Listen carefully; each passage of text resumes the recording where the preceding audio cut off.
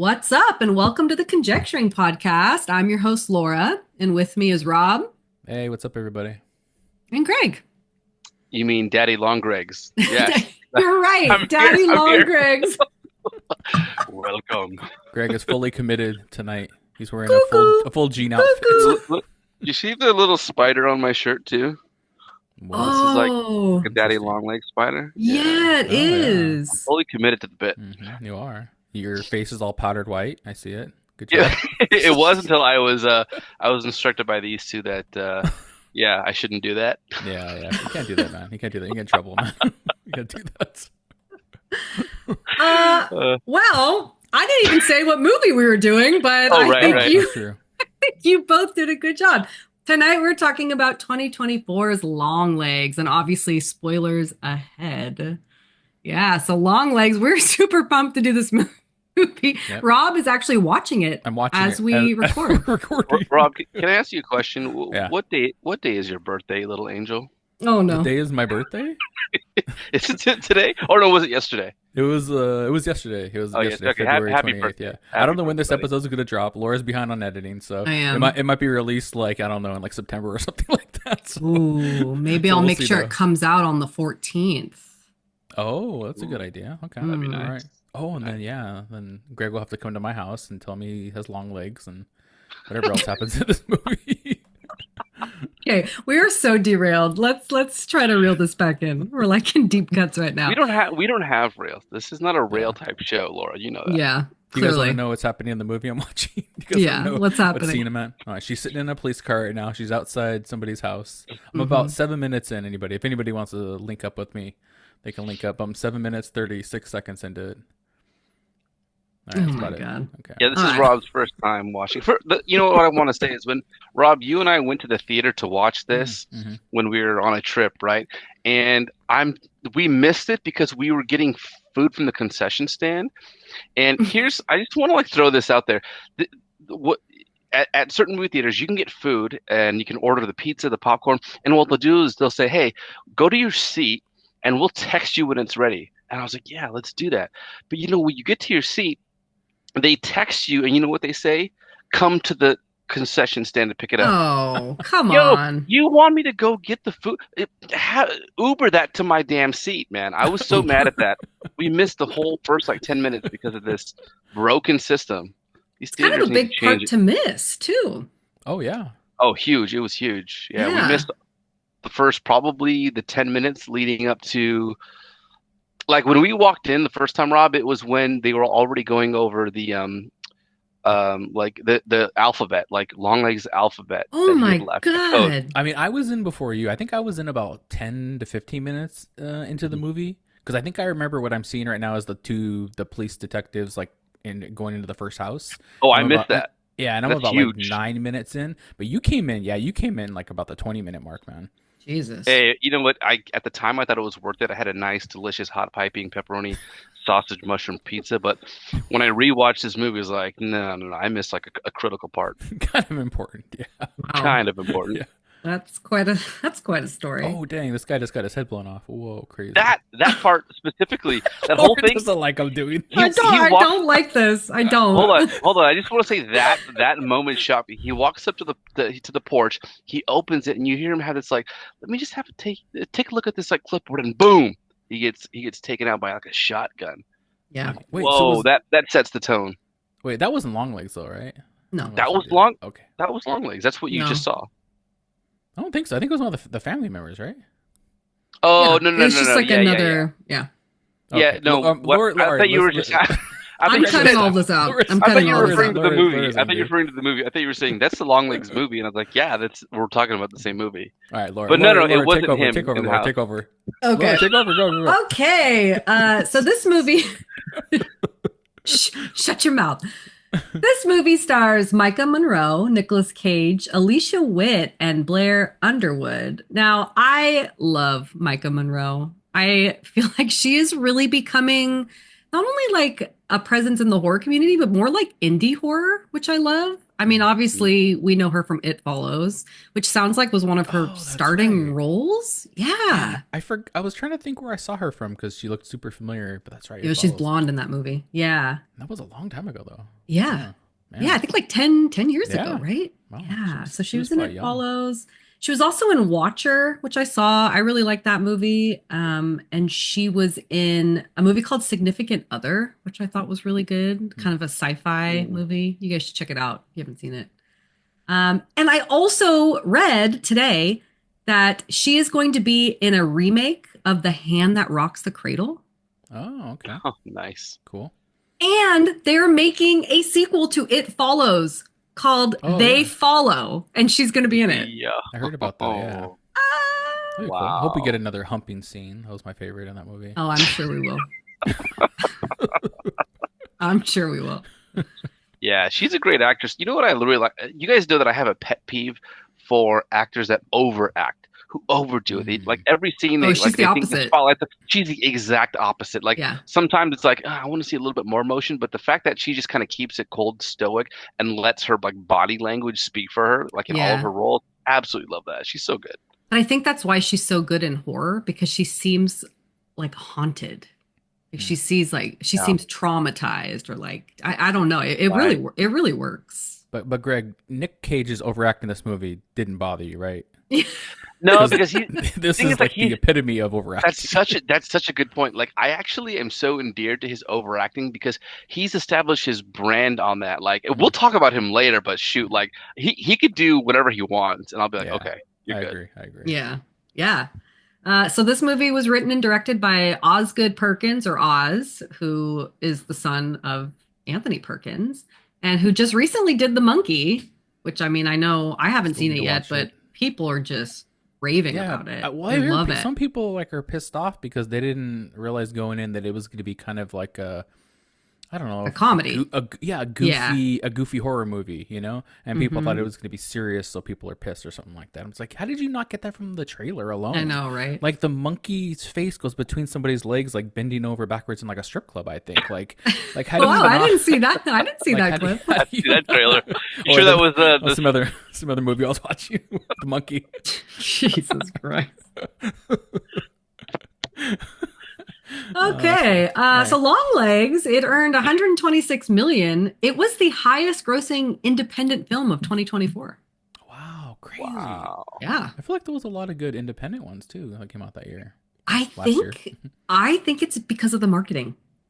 I mean, They do you did have guys good marketing. They kept Yes. saying it's going to be the scariest movie of the year, right? They all And say you- that now. you got so little from everything that you saw, whether it be like a YouTube clip or a billboard somewhere. I mean, it's like no one knew what this movie was about. Yeah. So Yeah. it just made us all want to go see it in theaters. I mean, you guys saw it in theaters. I saw it in theaters as well. So Not to mention, like, okay, I don't know about you guys, but I feel like there's a lot to be said about a movie's name. It's vague enough for you to like be curious about what it's about, and like looking back, it like absolutely means nothing to the movie. I don't know about. It feels like it means nothing to the movie. well, Just- he yeah, had just long like the legs. one- Yeah. I think He it's just the didn't. one He reference didn't. he He had says, right? normal. He had like normal legs. He's normal. I think it's just there's the one reference he has in the beginning where he's like, "I put on my long legs today." Yeah, or like, whatever, so he, which like, I don't even know what that means. No, what he's saying is, so he sees our main character as a child, though we don't know that in the beginning, and he like bends down to her level. He's like, "Oh, I've got my long legs on. Like I'm an Oh, so adult. he's, like, I, tall? I'm like bending down to meet your level." So he's that. Mm. It's sort of like a cute little joke, but like in the grand scheme of things, has nothing to do with the movie, in my opinion. Yeah. But it's still vague enough and like vaguely ominous enough to be like, it's gonna pique your curiosity as a name. Like, don't tell me you guys didn't hear the name Longlegs. I'm like, what is that about? Oh yeah, 100%. I kept thinking at some point it was gonna be like Slender Man, and he was gonna come out and his legs were like really Yes. long, Right, Yeah. right. or like some type of weird creature demon or something like that. Yeah. That's true. Yeah. I mean, the name Longlegs scares the shit out of me just by itself It's without the even name. seeing a It's just movie. creepy. Mhm. Oh, Yeah, for man. sure. It's Okay, like a well, one sentence for. Yeah. let's get into it and try to catch up with Rob's watch along here. So, 15 minutes, everybody. 15 minutes. Blair Underwood's going over the case files with her right now. Bill Clinton's in the background in a poster. I know, I noticed that too. That's just at the time period, yeah. Oh man. So we have the cold open where we don't know this at the time, but it's so Micah Monroe plays Lee Harkin. So we have little kid Lee. She actually meets Longlegs at the beginning of the movie, and it's actually one of the only jump scares I feel like in the whole movie. Is right there in the beginning. I'll let you know in a little bit, 45 minutes. Yeah, let us know if you shit your pants at all, Rob. Well, I've already shit my pants from that one opening scene, so he jumped in pretty quickly, and it was like a big sound boom. Yeah, and just like they don't show his face really until halfway through the movie, so Right. I'm even seeing like a clip of him because you don't see the whole face. I think, right? Well, you just watched it, Rob. Not in the beginning. Not till later, yeah. All right, so that's open mouth. Yeah, that's kind of the cold open, and then Lee Harkin is now grown up. She's an FBI agent. And she's on some case with her partner, and they've been tasked with going around house to house to try to find this serial killer. And she has this weird, like, premonition, intuition thing. We later learn that she's kind of psychic, which is kind of a part of this movie. So she finds this random house and goes, that's the one. Like, she's 100% sure. So she tells her partner to go into that house. And unfortunately, he rings the doorbell, it opens, and then his head gets blown off. Right. Pretty quickly, yeah. It's pretty crazy. Pretty graphic. Yeah, very graphic. So after that scene, I feel like the rest of the FBI, they've kind of taken an interest in her intuition, and they read her in to Longlegs, who has been a serial killer for 20 years.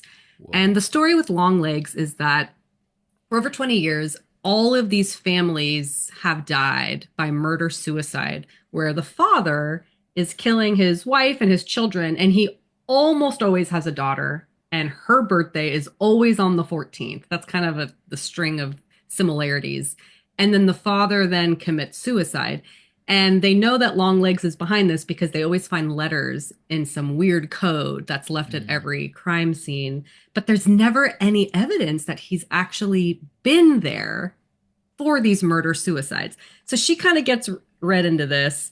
And throughout this movie, we do see flashbacks again of her as a child. And so that's kind of how I think we first figure out that Longlegs is the guy that we see in the beginning of the movie and did visit her, and that somehow they're kind of connected. The symbols you're talking about, that's like very Zodiac, right? Yeah, it was very Zodiac. Of like an actual like history of like somebody using symbols like that, right? Wasn't it Zodiac? Yeah, Zodiac killer. Yeah, right. It's pretty crazy looking. I wouldn't be surprised if Oz Perkins used that. What do you guys make of, I hadn't thought of this before, what do you guys make of him using code to drop messages at the crime scene? Like, why do that? Why not just say it? What do you think he's getting at there? I had not thought of that until now. No idea.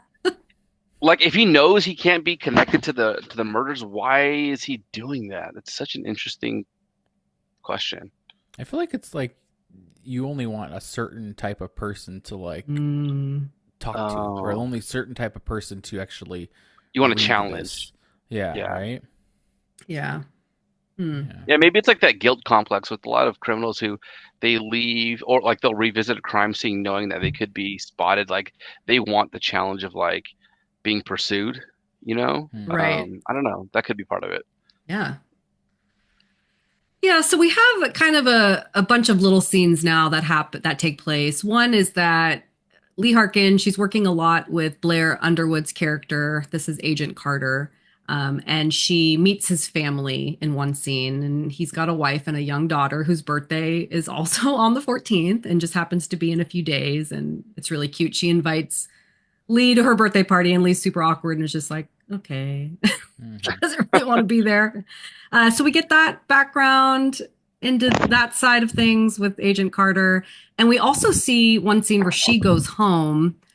She lives out in like a very isolated cabin. I think they're in Oregon, so kind of in the woods a little bit. And she's home alone and sees something outside. It's another kind of scary scene. And she goes outside to kind of investigate. And when she turns around to look inside her home, she actually sees Longlegs like walking inside of her home. You get and I'm sorry, but in that scene, I swear all I see is long white legs, which is why I thought he did have long legs. I don't know. I still think that the name tracks. Oh, you saw some legs walking around. That's all you see.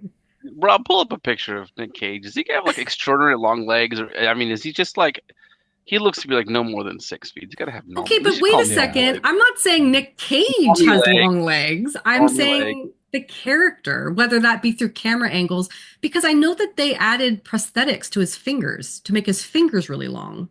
So wouldn't you Did think they? that they, Oh, yeah. wow. What else Yeah. do they add? What else is long? What other prosthetics does he have? They give him a long dong. I knew that was coming. That's the sequel. Long Dong. I You would not know go that see that title sequel. would earn twice the revenue. There's Not no for question. me. I'm not going to see that. Don't lie. Right. You're curious. So Longlegs is in Lee Harkin's house, and when she finally goes back inside, I'm just going to ignore you guys. Yeah, She sees a birthday card on her desk, and it references like a girl's 9th birthday. And then from there, she sees the code again and like signed by Longlegs. And that's actually how she starts to figure out, and she's able to decode what he's saying. So that's a really important scene. Another things that have happened that have been kind of sprinkled in is that she's been having these phone conversations with her mom, who we've never met. We just hear her voice on the other end of the line. And her mom seems something's not right. She seems like definitely. medicated on the phone. She seems medicated. Yeah, she's a slow talker. Something's going on there. Right. And she ends most conversations with like, "Are you saying your prayers?" You know. Right. Oh, that's pretty good, Laura. Oh, thanks. And Harkin's like, "Sure, yeah, I'm saying my prayers." So Lee cracks the code. I think that's where we're at now. Again, this movie's all over the place. It's hard to. I was gonna ask though. I was going back to like the codes and breaking codes. Have you guys ever like decoded anything in your life? Greg, I feel like you're a decoder. You seem like a decoder guy. Are you trying to like break codes? Greg's on mute. Oh, Greg, can't hear you. You're on mute. Sorry, I can't decode Zoom. Jesus. No, I was gonna say, yeah, like we used to. That was like we loved decoding. Like you would get little. I'm gonna date myself here, but we used to like grab like little treats out of like Cracker Jacks boxes and like decode stuff that we got in cereal boxes. I loved like they used to do cracking cool stuff code. like that back in the day, though. Yeah, They don't do that shit no more. I know. I do remember that. We were like our own little FBI agents, but like now it's like not a thing. It's just every kid's got an iPad, so you don't need it. I know. I remember getting like spy kits when I was little and stuff like that, and and part of it would be like some kind of like decoding like alphabet, and you could like write secret letters to each other and stuff like that. You know, it probably wouldn't be anything like long legs, like I'll like chop your head off or something like that. But yeah, like I'm sure we all created our own alphabet at some point. Yes, that's what I was like, going to say. I remember doing that. Friends, and then they would like decode that, right? Yeah. Wait, you would write like your own alphabet? What the fuck? Yeah, I actually notes. I still remember the alphabet that I created as a child. How do you do that? What is it like associating with? Like a number? I know like creating a number from a letter, but what do you mean? So I actually still used letters, and I taught my friends which letter actually meant which other letter. Oh, so it was like some type of cipher.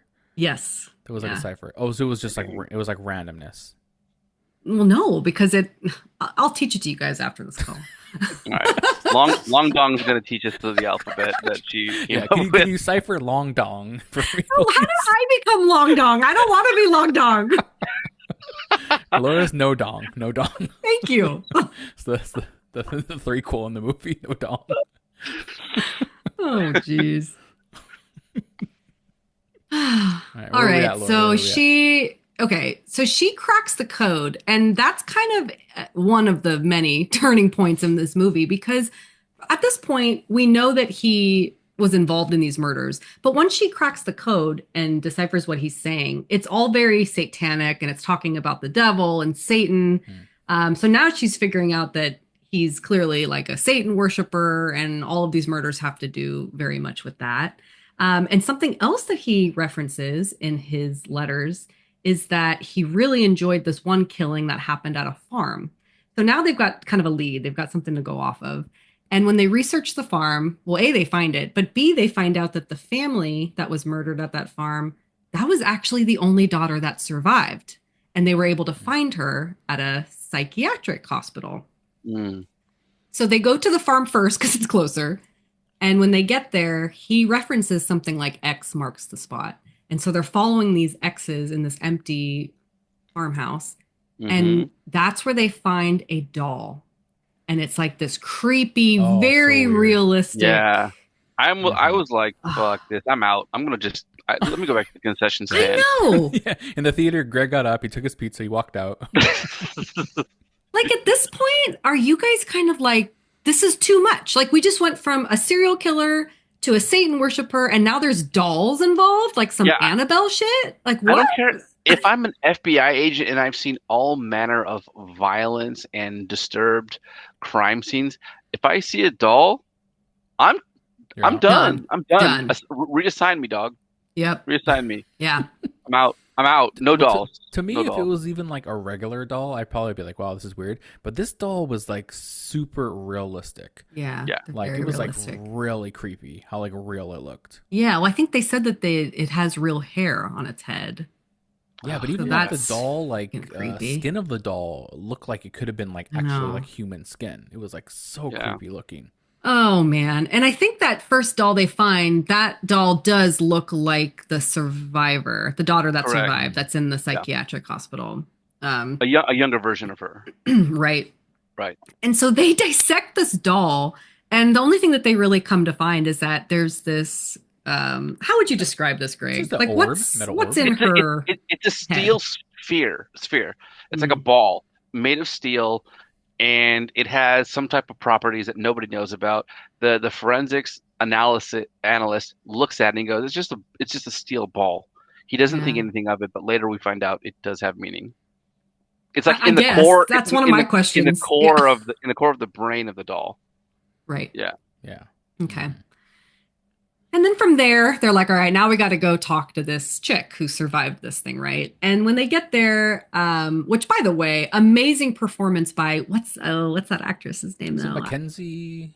No, it's the other one that looks just like her. I can't think of her name. I didn't look up. She plays Sally Draper from Mad Men. That's right. She is a little Sally. Oh, wow, crazy. Oh, is it Alicia Witt? No, Alicia Witt's the mom. I don't have my phone. Edit all this out, Laura. I know. Don't make us look dumb. Well, we have to find it before I can move on. What is her name? Someone look it up. I can't look it up. Greg's looking at Aaron. No.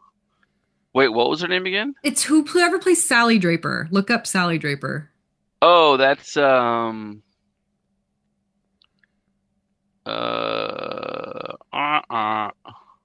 my god. Why is it not giving me some? Long Dong Draper. Leave that part in there. I can't keep that in though. That's funny. Keep it in. I'm pulling it up. Hold on one second. Don't pull that dong. Don't make it longer. I'm gonna make it like I'll make like a blooper. Sally. Why is this taking so long to look up? Wait, her name in the movie was Sally Draper? No, Sally Draper. Greg's never You've never seen Mad Men? I watched episode 1, season 1, and that was it. Oh, Greg. No, we picked the wrong person to look this up. He doesn't know. Hold on. I got this. You guys don't you dare open up Google because I'm doing it. Hold on. Her name is Kiernan Shipka. Yes, Kiernan Shipka. Yeah, see, there you go. I'm reliable sometimes. That took about 4 minutes, but you know. Yeah. I'm definitely. Have you ever heard of Better Late Than Never? Yeah, I have. I very much have. Took too long, Greg. I'm aware of that concept. I mean, you gotta strike the iron while it's hot, guys. Yeah. We all know this. We know this. You gotta do it. Otherwise, you gotta talk dirty to me again. Get it back. Gotta play with my spear. Hey, amazing! Oh my god, I can't even. Okay, I got it. Okay, amazing performance by Kiernan Shipka. She plays the surviving daughter, who apparently up until the day before was in like a mental comatose state. But the FBI agents come to find out that LongLegs had visited her the day before, kind of got her out of that state. But unfortunately, she doesn't really give her a lot of good information. She just really freaked me the fuck out and basically was telling her like, yeah, if LongLegs tells me to go kill myself, I'll be happy to do that, sugar, or whatever the fuck she says. Right. So that scene was a little creepy. No? My only like negative thing with this long legs motherfucker like walking around like going to places like he goes into this whatever it is, asylum or institute or whatever you want to call it, and goes and like visits her, but like right away at the desk to check in, like why do they even let this guy in? Why don't they immediately call the police being like, look at this motherfucker? Like, I know. Somebody needs to arrest He's this not guy. the type of guy that you just pass on through the doors. Yeah. Right? No. And it's just I mean, we saw his interaction at the drugstore. Exactly. That you was don't what I was just gonna bring up. You don't let that guy in. Yeah. Again, the girl behind the register is like, Dad, that guy's here again. Again? Yeah, right. One time wasn't enough to call the police on this guy? Like, oh my God. But then you guys, you know what though? Okay, small like rural. God, I can't talk right now. Small town. I'm not even going to try to say that word. Small town. I feel like there's always like a town crazy that people just know. And they're like, oh, yeah, that's just Bob, Bob's doing his cuckoo clock thing. I don't know. I feel like that's a real thing. Yo, actually, if that's not his first time visiting the sanitarium, like visiting her there, maybe it's like, oh, it's just, it's just whatever his face is here again. That's true. Because when he went to the drugstore, what did the cashier say? Oh, it's the creepy guy again. Like he was weird, but he didn't cause any violent physical trouble. It's just like, yeah, that's a good point, Laura. Maybe if it was his first time, like you're not letting that guy through. But if he's been there over and over again, didn't cause any problems, sure, passable. Yeah, exactly. I get it. Maybe. I mean, this movie, I think, was supposed to be set in the 90s, but that's still, in the 90s even, I think that this wouldn't have happened. I feel like if they had set it in the 70s, that might have been a little bit more believable. But there is there is a funny scene, though, because he signs in as Lee Harkin, and she ends up asking the people at the Institute later, like, did you check for an ID? And they're like, oh, no, that would have been a really good idea. Yeah, no, it was the 90s. Nobody gave a shit. He signs in as LongLegs. Yeah. No ID. First name Long, last name Legs. Middle name like Dong. Long Duck Dog, yeah. Oh my God. Well, you guys are referencing, I think, one of the only scenes that is comedic in this whole movie, when he goes into this, what is it, like a art supply store or whatever, and he picks up his little materials for the doll. Oh, okay. I thought it was just like a convenience store. I thought he was picking up like Pringles or something like that. I think he picks up like putty.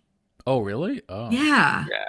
And he does that he does that thing that you did as a kid when you turned into Batman, and then he's like, oh, when you flip your hands over to do this. You flip like the A-OK sign over your eyes. Yes. He did that like as if that's not going to draw attention to him. But then did the cuckoo clock. Yeah.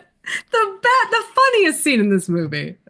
Oh God, so Greg, I hope you do this. Is after he gets in the car, and this girl, when he does the little funny cuckoo clock thing, she's like, "Daddy, like come help me." So then, Greg, take it from here. He gets in the car. Okay, jukebox. Mommy, Daddy, unmake me. And save me from the hell of the living. Like he's like in his car yelling at the dash. Like this is so interesting. Like so in a movie like this, you know what I expect? This is like in the movies of the 90s when there was a serial killer and you were focused on the story of the agents who were investigating it. You never saw the killer until the final act. Yeah. They bring him in halfway, and you see him like going to the grocery store and flipping out and like tweaking out in the middle of on the highway. I thought that was so fascinating. Like, what do you guys think of that? It's Nic Cage, man. You gotta put him on screen, man. Let him flap his wings. Let him flap his wings. You think he like improvised that? Oh, I feel like I think so. 80% of his scene is improvised. No, it was. He was a producer, and I think he had a lot of freedom in this role. I was reading that he actually had a lot of say on what he looked like. They didn't care what LongLegs was going to look like, and he kind of came up with it. And normally, Greg, I agree with you. I don't like it when they show like the big villain too early, because then it just like takes something away. But I think he looks so fucked up, and unlike anything I'd ever seen. I mean, it's almost like he had like bad plastic surgery or something. I, Oh I yeah, don't know. 100%. It's Yeah. just so it kind of worked for me because I was like I wasn't expecting it, and then I was just horrified. I wanted know? more of him. I wanted him through the whole movie. So I'm the Yeah. opposite. I just wanted to see him do That's a weird good shit all the question. time. Do we want more or do we want less of Longlegs like appearance in this movie? I Like want it all. I want it you wanted long. more. I want I it wanted all over more. the place. Yeah. Yeah.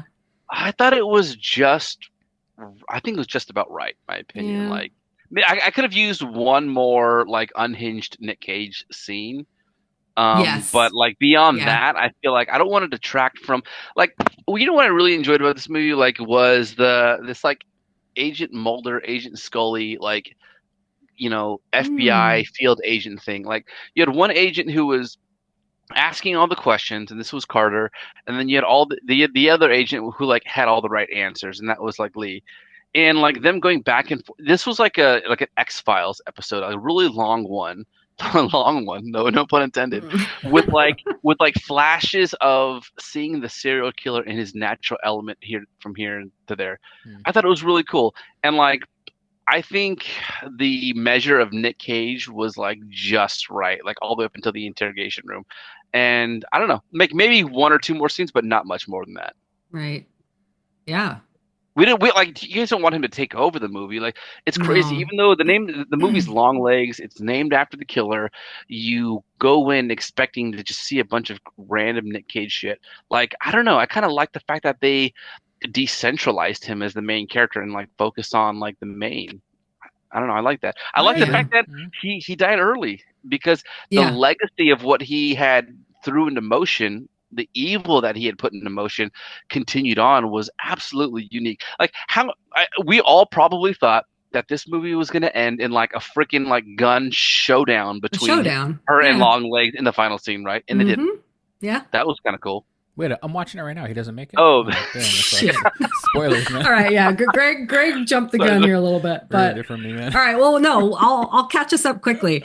So Carter does some digging through all of these scenes that we've just talked about, and he finds out that on Lee's 9th birthday, her mom had called in a trespasser that looked a lot like Longlegs. So now Lee has been tasked with going to talk to her mom, and it's kind of the first time we see the mom in her house. And I mean, it's a really sad situation. She's a hoarder. The house is just in shambles. The mom looks very unwell. Definitely Again, seems like a schizophrenic. yeah, and like She looks looks kind of schizophrenic, medicated. And then Lee asks her mom if she remembers her 9th birthday, and she claims she doesn't remember, but the fucking acting by Alicia Witt in this scene had me floored. I mean, just feeling the pain behind her eyes and like obviously not believing her. Of course she remembers. I thought that acting was incredible. I think She's really especially good through this whole knowing movie. like Yes. what happened, like the history behind Longlegs and how she felt like she needed to do this. Now looking back at her performance and her saying what she did about you're only able to live because like I let you or we made it possible, like that Mhm. made her performance a lot more profound, in my opinion. Yeah. Yeah, the acting was really good. Yeah. So because her mom doesn't give her any information, Lee just kind of goes looking through her room, and she finds in a stack of things that she had snapped a photo of Longlegs during that encounter. Yep. And so now she's got a photo of what he looks like, and she brings it to the task force, and obviously the police find him. He gets arrested, gets brought in for questioning, and Just a now picture of legs.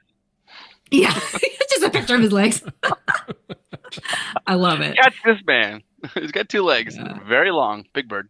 And this is also one of my favorite scenes, like the whole FBI force watching the video of him in real time, like downstairs. And he's just going on and on about all sorts of shit. And he's singing, he's talking a lot about Lee and, saying we, like referencing somebody else. We don't know that the mom is an accomplice yet at this point, but and like talking about how it was almost her birthday and how they laughed that she got into law enforcement, and he's singing happy birthday to her for 24 Did you minutes. say long enforcement? It sounded like you said long enforcement. And this takes us to finally a face-to-face scene, the only one in the whole movie, of Lee and Longlegs. And when she's talking to him, does he slip that he's involved with her mom? I feel like this is the I don't scene. think so. No, I thought it was a reveal at the end. I didn't think there was anything to. No, you're right. Because he says Maybe her, and then she asks who is her, or who's the other, and he is very vague about it. So he doesn't specifically outright reveal it. Yeah. Okay, you're right. Scratch that whole thing I just said. So we got a really good... Laura, you can leave now. You can leave. Yeah, right. Bye, guys. See ya. Bye.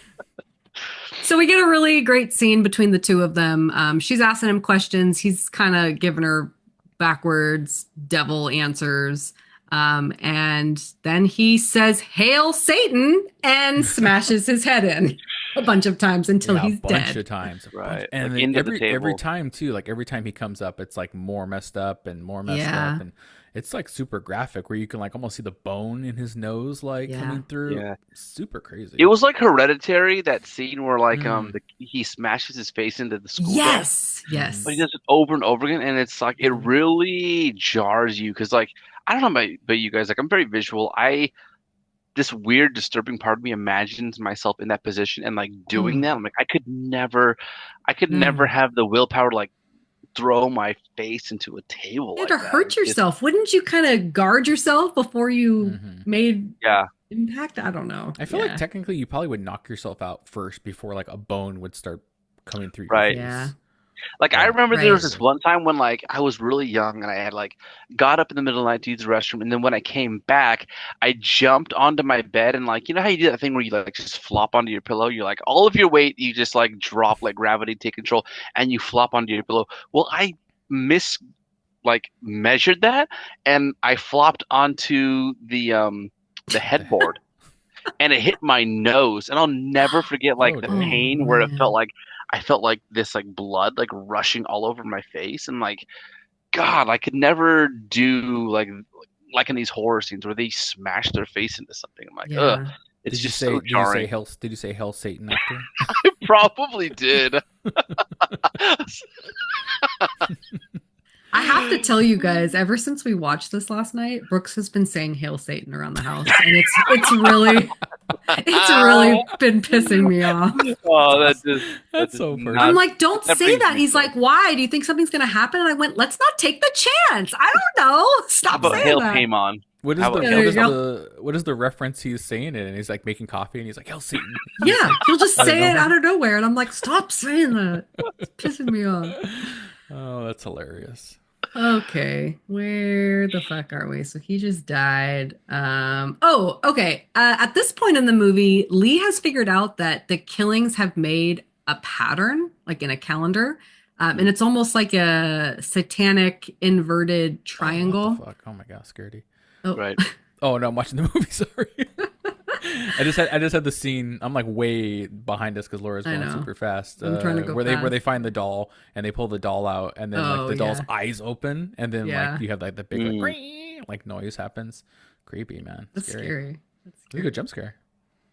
Yeah. So she figures out that it's made a pattern, and by looking at this calendar, she sees that the next killing is going to happen within the next few days.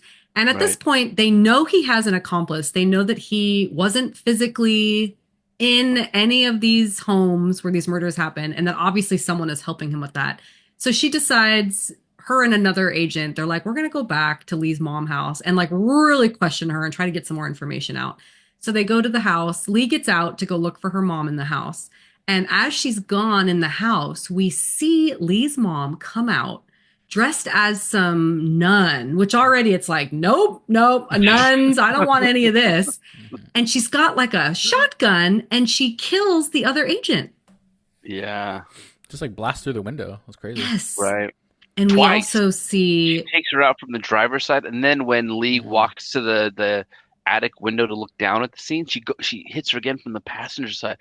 There's something about that scene, especially the one where in the beginning of the movie where the guy's at the porch, that's just so raw and like disturbing. I don't know. Did you guys feel scary. That too? Yeah. It's so scary. I was actually going to say, I was waiting for this scene, that I am more afraid of the mother than I am of Longlegs at this point. This whole scene made me feel like this is actually the scariest, most unnerving part of the movie now.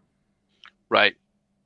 Like Yeah. Longlegs seems to be the puppeteer behind the back, Yes. behind the scenes, pulling the strings, but the mom is the one that's actually making things happen, Right. seemingly with no conscience. And like that part where you see like she's got those shark eyes, like Mm-hmm. like there's nothing, she doesn't care about anything. Yeah. She just wants to do the bidding of Longlegs. Like that's like the creepiest part of this movie. Right.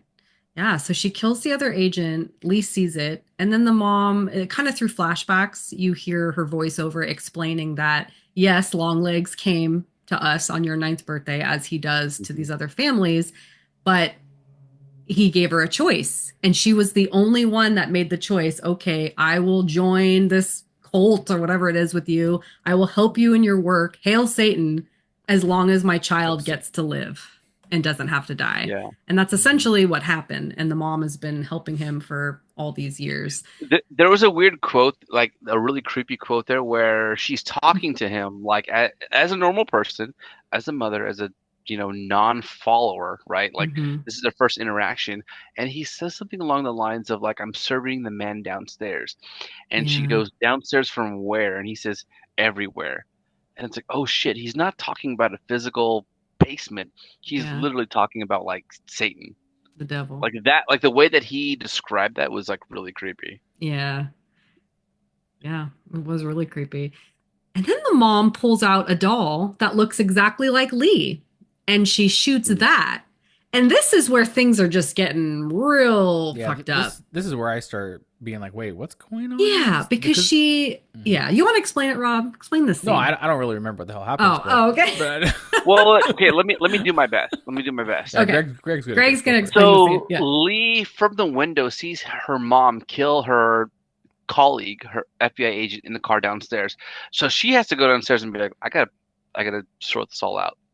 So she confronts her mom, and her mom has a doll of Lee as a child, and she's like, this has got to stop.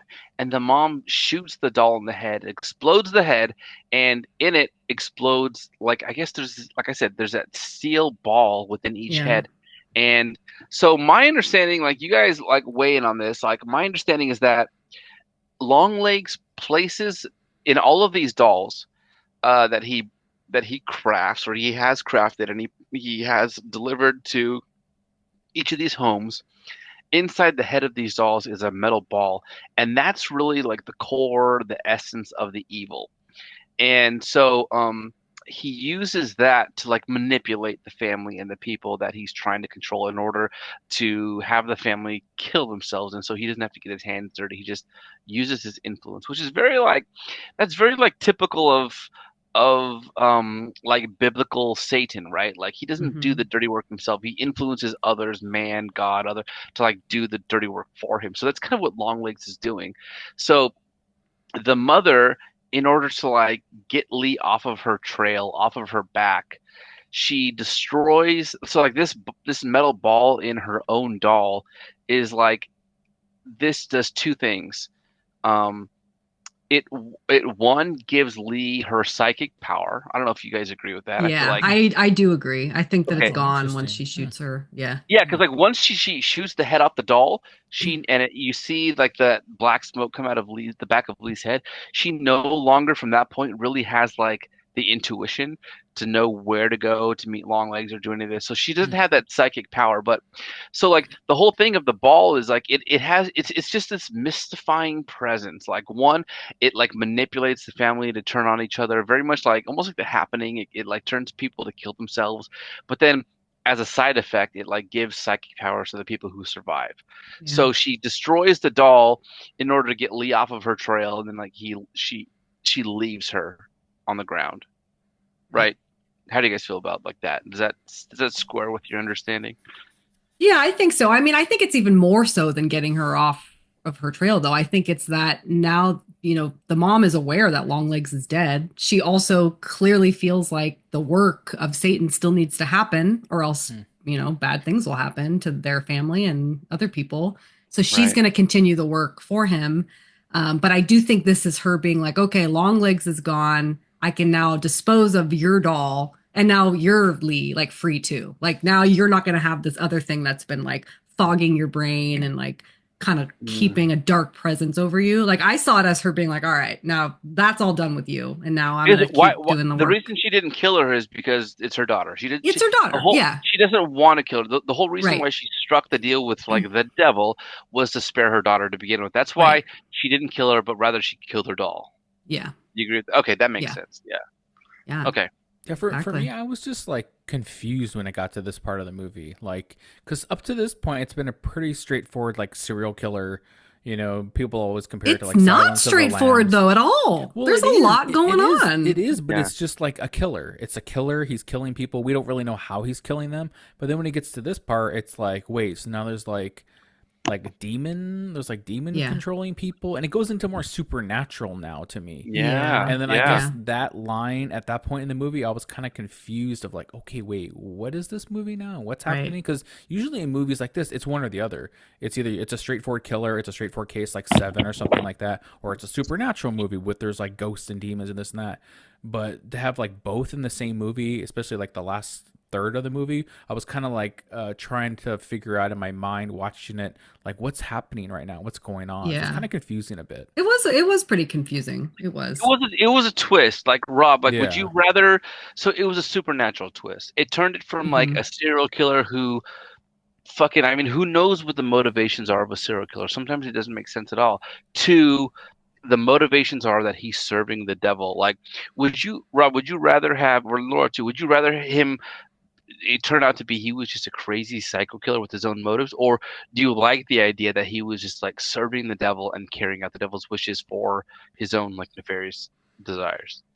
No, I like that better. I like it. I just remember the first time watching it being kind of confused and like, wait, what's going on? And almost like not liking it as much just because I didn't really like understand it. And then the second time watching it and watching it again right now, I do like it better because I know from the front like what everything is, and it makes me like understand it and appreciate it more.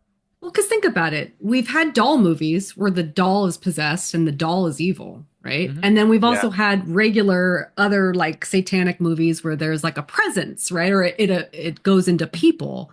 But we're essentially doing both at the same time where it's too much. Like I don't think that they really needed the doll.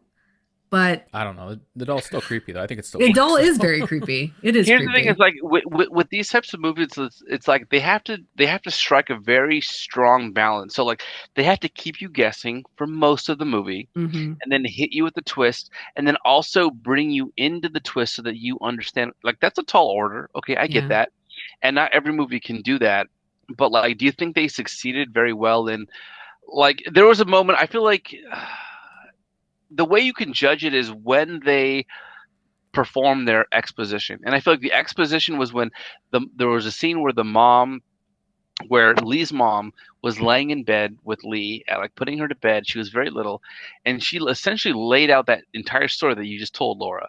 Yeah. About like, okay, well, in order to spare your life, I decided to be the doll maker's servant and help create the dolls for him in order to keep you alive. Like she went through this whole story, and it's like part of it is you wonder, oh my God, this is a horrific, nightmarish tale that you're saying to your child. Like who would do that? But then you can kind of tell that Lee as a child was like under sort of this like spell. She wasn't really listening. Yeah. And it was more of like a nighttime tale. So I can buy that. But like that was where the exposition was. But like, do you feel like they did a good job of like keeping you guys in the dark about what was happening, then bringing you into the light, what was really happening, and then making you understand it? Like, do you feel like you went through that process? I still don't think I understand it though. I don't understand like how things are working at the end. Like they don't do enough to tell me like, is that like, you know, Satan's like jizz inside the ball? Like where did he get it? How did he get it? How did he get Satan's magic? Like, is he just doing a spell? Is he like taking a shit magic in a cup? Like I don't know where he's getting it from. Oh my God. I want like more information as far as that goes. Okay, but we did get a lot of information from the mom. One thing that I forgot to mention was that the mom explains that she dresses as I think she's saying that she's a nurse from the church or something. Yeah, She's yeah, not she was a technically nurse. a nun. So she has experience like stitching and putting like things together, Yes. right? Yeah. And she says that her role in all of this is that, they show clips of Longlegs kind of making the doll. I think she helps, but he makes the dolls. And then what she does is that she brings them to the family that's been chosen. And it's usually, again, the girl has a birthday on the 14th or whatever.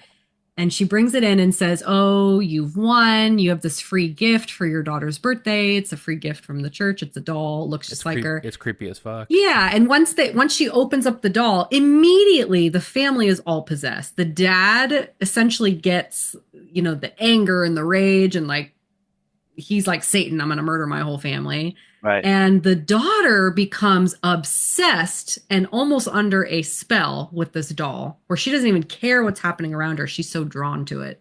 So we do learn this from the mom. And then there's actually a really cool shot where so the mom takes off and Lee figures out like, oh my God, it's Agent Carter's daughter's birthday right now. Like, I got to get over there. This must be it. And so she gets into another car and is following to that house. And it's a really cool scene because it shows her gripping the steering wheel and screaming. And it's like a perfect mirror image of when Longlegs grips it and screams. That was so good. I love that. And then we get to kind of the final, or I guess it is the final scene, where she gets to Agent Carter's house and it's too late. Her mom's there. The doll's been unpacked. It looks just like little Miss Ruby, I think is his daughter's name. And Agent Carter's being a total dick. He's possessed. And then he goes into the kitchen with the mom, and we actually hear him stabbing the mom. And don't forget that line where like the mom goes, before they go into the kitchen, she says, "I'll be right back." And then he goes, no, "I'll be right back. You'll still be in the kitchen." Yes. So creepy. And everyone's just sitting there like, that's exactly what's going to happen. That line goes so hard. That line goes so hard. Isn't she too like smiling, but then like her, like a tear is like running down her face? Yes. It's like she knows she's going to get killed, but she's like, oh, that's what's going to happen. Right. Oh man. So Agent Carter comes back in and Lee has the gun on him and she's like, don't do this. Don't do this. She ends up shooting and killing him. And then she ends up shooting and killing her mom, which, oh my God, so crazy. So now she's got little Miss Ruby and she puts the gun to the doll's head. This is where I'm so excited to talk to you guys about it. And she does not shoot the doll. She runs out of bullets. Okay. Yep. Hold that thought. And the movie ends going back to a clip of Longlegs saying, "Hail Satan." And then it ends. Now, when I first saw that, I agree. In the theater, I was like, oh, was she having trouble? Is it because she's kind of, I get it. It was ambiguous. They want you to think that. Then I went online and everyone seems to think like, yeah, maybe she's going to continue the work of her mom and Longlegs. And yeah, it's supposed to be ambiguous. No, I watched it last night on TV with subtitles, and the subtitles clearly said she was out of bullets. Right. She tried to kill the doll. Yes. How does empty gun and like clicking, like she was out of bullets. So I don't think it is ambiguous. Yeah. Unless it's like, oh, she's out of bullets. Uh-oh, the doll's still there, so something's going to happen. But I don't see it as Lee's going to be evil. And it kind of makes me mad that so many people online do. I don't like that. We didn't see any subtitles in the theater, so. I know. So, yeah. So, Greg, I feel like you agree with me on this. Maybe. Yeah, like she pulled the trigger. Yeah. A couple of times. You hear the chamber like empty. Right. Like she would kill the doll if she could to. So after the end of the movie, you don't know what happened. She probably took the doll and smashed it into a billion pieces. That's what I thought, yeah. Mm-hmm. Yeah. Yeah. That's what normal people would do. Yeah. Okay. Like knowing like the power that this dark magic has over people, her witnessing it in person, her witnessing it indirectly through the stories of her mom.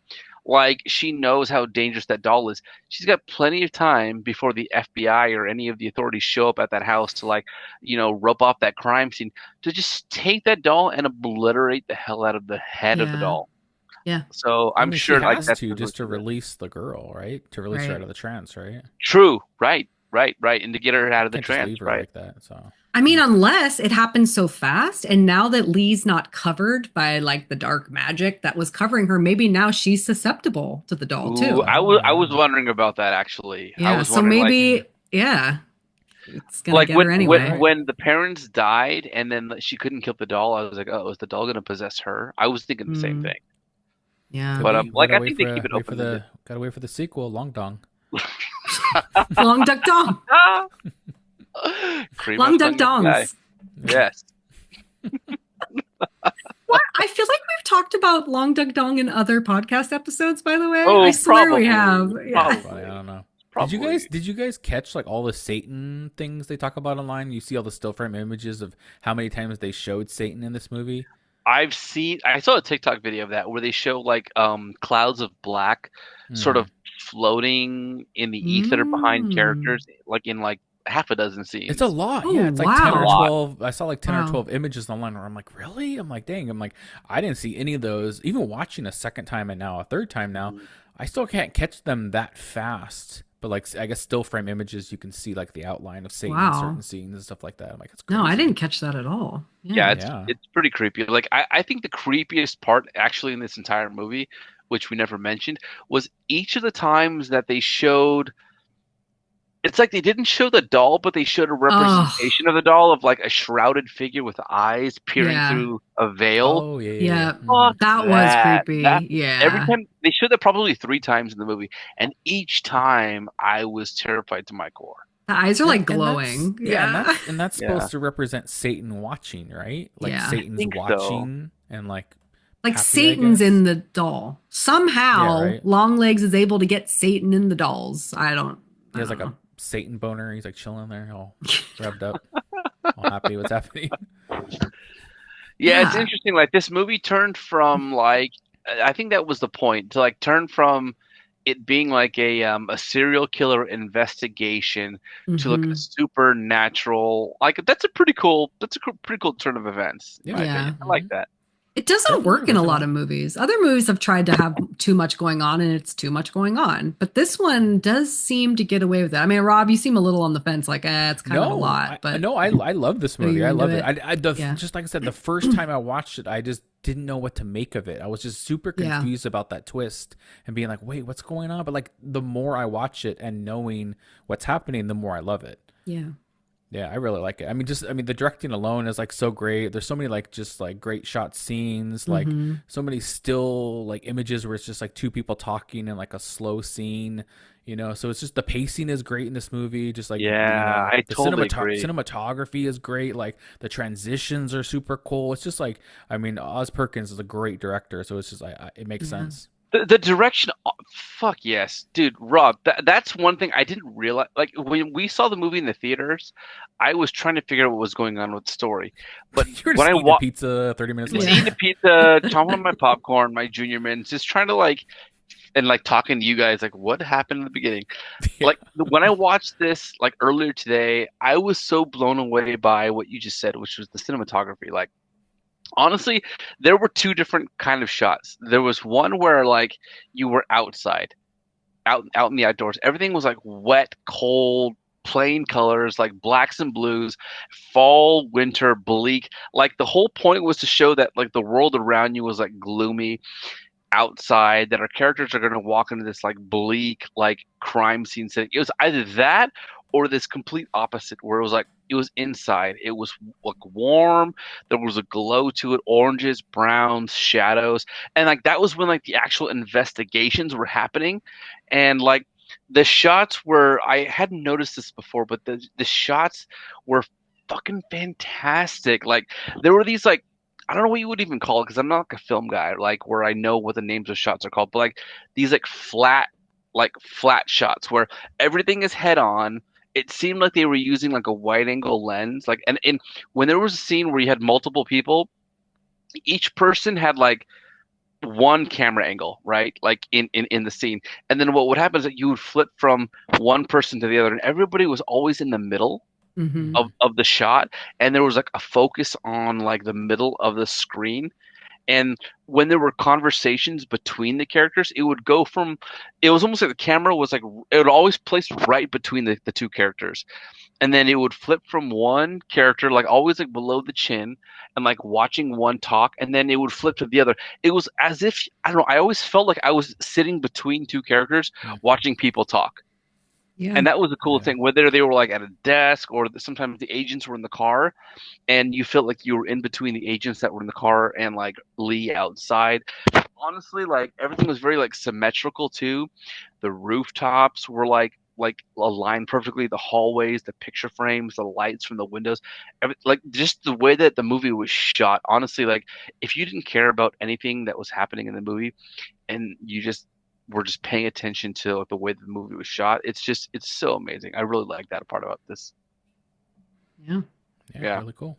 All right, so now we're ready to rate this movie. I think it's clearly going to be pretty high for all of us. So, guys, how many long dongs are you giving this movie?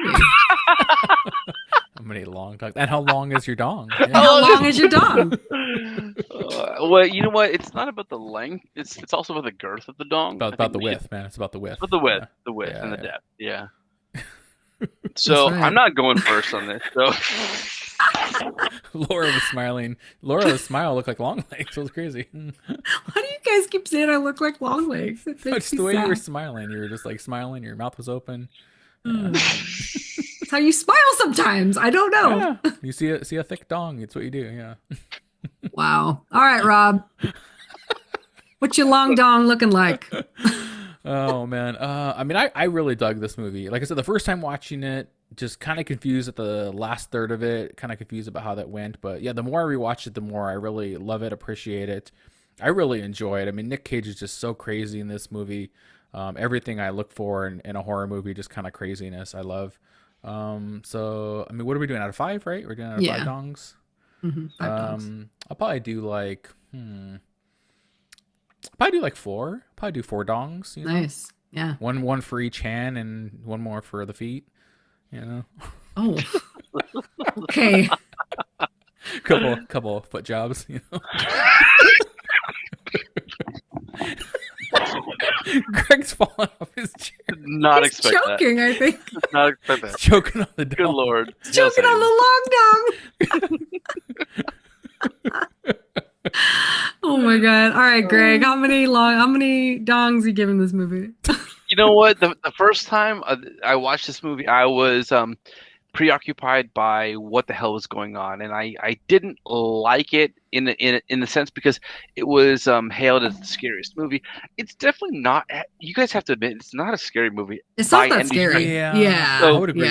There's a couple jump scares here and there, but it's more suspense. Mm-hmm. Yeah, like honestly, great marketing on their part. It's not a scary movie, but I really enjoyed the pacing. Watching it a second time, I love the cinematography and the pacing. It felt like a really long episode, no pun intended, long episode of like X-Files, like I said. So I'll give it 5 inches out of 4 inches out of 5. I was like, wait a second, what's happening? I'll give it 4 dongs out of 5 dongs. Like it was really good. Like they don't do too much. Nic Cage doesn't do too much. They really like subverted everything by like at the 80% mark. They got rid of Nic Cage. They turned it from a serial killer movie into like a supernatural thriller. The twist with the mom, the shocking moments from like killing the FBI partners, to like the creepy dolls. Like it's easy to take that and go really, really off the rails. The fact that they kind of like roped it in and corralled it in to be like a very like tight, concise, creepy supernatural movie. Great job. Good. 4 to 5. Great job, guys. That was funny.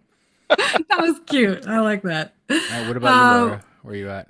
Yeah, I hate to be similar, but I'm also giving this 4 long dongs. I think when I first saw it, I was very excited to see it, and my expectations were very high. And when I came out of the movie, I really liked it, and not in the ways I thought I was going to. But I agree, I was upset that I was not more scared. I mean, I definitely was pretty scared at the mom at the end, but yeah, I don't feel like this is a horror movie. I mean, there's some gore, especially in that one headbanging scene, but it's more of like a like religious thriller, kind of a Sure. supernatural religious thriller. But for a while there last year in 2024, this was my favorite movie of 2024 until I saw something else and it took its place. Smile 2? Smile 2 came out? Not Smile 2. Darn, gotta get the Smile 2 reference in. But the reason I'm also not giving it a full 5 is because I have to say, as much as I love this movie, I don't think this movie has rewatchability. Really? I like it more. The more I watch it, I like it more. I think because you're picking up things. I didn't pick up anything new on my second watch, and it was almost like I know where all this is going. And so I was kind of like, okay. Like I still really love this movie, but I don't know. I don't see myself watching it that often. You know, I think it's like every once in a while as like a treat, but I don't know. I think I just would get kind of bored because I just don't think you want your husband saying "Hail Satan" that much. You watch it that much. Yeah, that could be it too. What about you, Greg? Like those dolls are rubbing off on him. Yeah, where are you at, Greg, as far as like rewatchability? I think it comes down to one thing, and that's motive. What do you guys? So the answer is it's either easy or it's not. What is Longlegs' motive for doing what he does? In my opinion, the movie is telling us that he's just striking a deal with the devil. Like he has that line where I want to be wrapped up in the wings. Like he just wants to be he communicated with the devil and he's striking a deal to kill these people in order to be taken care of in whatever fucking like disturbed maniacal way that he. So if it's that simple, I could see what you're saying, Laura. It's like we know that he's killing people because he struck a deal with the devil. Like if it's as simple as that, it's no different than so many movies that we've seen before. But if it's deeper than that, then maybe there's rewatchability and maybe I want to know more. But outside of that, it's like we know why he's doing what he's doing. I don't need to see anymore. I get that. Yeah. I also think that the marketing was so amazing, us having no idea what we were going into at all, like not knowing what he looked like and not knowing what the motives were, like you said. And then to get all of these shocks, like twists and turns throughout this movie, like now there's dolls, now it's supernatural, now the mom's involved. So now when I turn this movie on, I'm like, oh, they haven't even discovered the dolls yet. We still have the doll scene to go. I don't know. It just, but it makes it sound like I don't like this movie. That's not so far from the truth. I mean, I do love it. I just don't think it has some horror movies. Like I want to keep rewatching over and over again. And some I'm kind of like, I'm good. I saw it. I loved it. I'm good with it for a while. I don't know. Okay, cool. Craig's like considering. Honestly, this is something we've mentioned before. So I think we talked about this literally in episode 1, season 1, which is rewatchability. But we never like defined what rewatchability means. Like, and I don't think we ever have or ever will nail it down.